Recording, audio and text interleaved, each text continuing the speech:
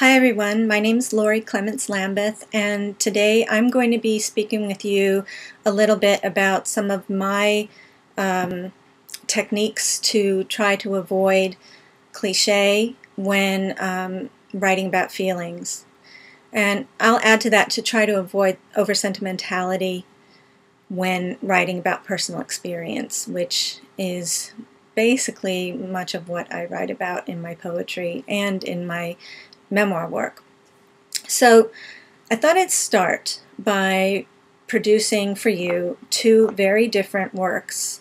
One, a graphic memoir piece that's just one page, and you can see the graphic progress on that page. That should be on your screen right now. And the other is through a poem. Both of these works address the exact same experience, but in slightly different ways, well, actually drastically different ways.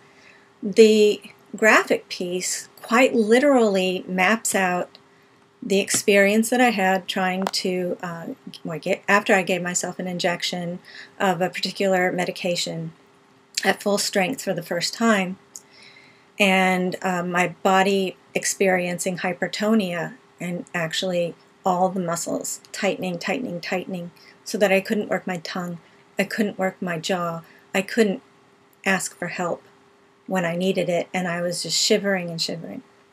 So, that sounds all very Victorian and, go get me a fainting couch because I need the vapors, That is not what I write like when I write poetry. So, how do I do this? I remember that when I was experiencing it, and afterwards, I felt like a shell. I felt like my body was hardening up and clamping shut, and my knees were coming up to my chest, and my arms were tightening in, my hands were tightening, and it was a very, to me, literal shell. But that's also a metaphor because, of course, I wasn't turning into a shell, but it felt that way. In writing, I don't know how I can convey that all by itself. I have to feel like I have something else with it. I have to glance away from it, right off the subject, in order to access that feeling and convey it without over-sentimentalizing it, if that's a word. So what I did was write a poem, Hypertonia, a year before I actually created my graphic piece that's before you, where you can see the needle going in. It's highly dramatized, with the shadow stretching across the other leg, and you can see the pain on the person's face, or my face. I had shorter hair then. And you can see me become a shell, which is exactly how I wanted to show that, exactly how I had imagined it for a couple years before I actually drew it. I don't think I could have used the language of poetry or the language of memoir, even as lyric as my creative nonfiction can be, to convey this experience the way it felt and the way it exists in my mind. So when I wrote the poem, actually a year before, I had the opportunity through a certain app called Sketch Club to actually draw this graphic piece. I wrote this poem. I will read the poem to you first, and then see if you catch where it is, where the experience is, and what I do with it. Hypertonia. Without intent, the muscles twitch, spasm, kink, shut the jaw, shake food loose from the fork, stun inert limbs awake, Once I was nearly shut entirely, uncertain what shape I might take, spiral nautilus or hinged mussel. Is the shape of life a great tightening, spun into ball or clamped into board? Light as a feather, stiff as a board, the girls chanted at Lisa Matamo's party, lifting my willing child body with only fingertips. It must carry weight, this life, all accumulation and heft, into the taut whisper of motion for a spell. When you hold me, living, the muscles yield to you, but never entirely release. When I am lifted to that final place, they will slacken, the body a relaxed, melting thing, and again tighten. So it's obviously in the second stanza that I write about this experience of hypertonia that I actually felt.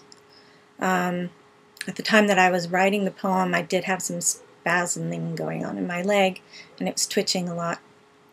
And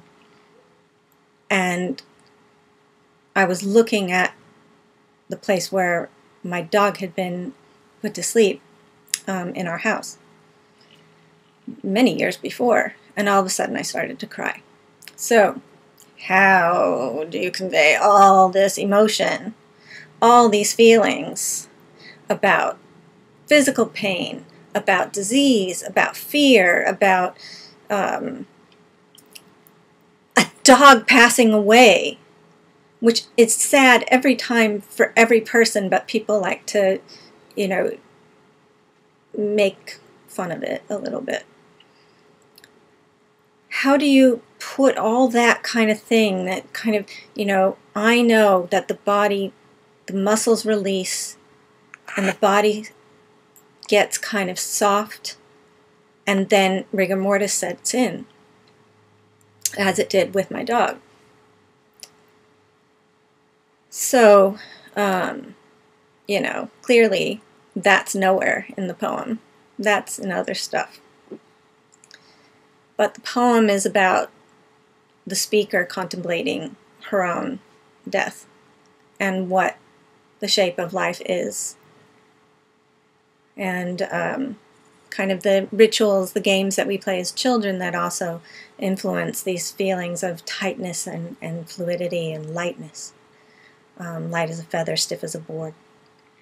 So I would say that one of my key tools to both intensify emotion and also stay away from over-sentimentalizing is sort of writing off the subject, which is a way of saying writing about one thing and then glancing over at another thing and then another thing, jumping around, the ways that our minds do these things in dreams, and also the way that our thoughts just go like that from one thing and then, oh wait, why am I thinking about that?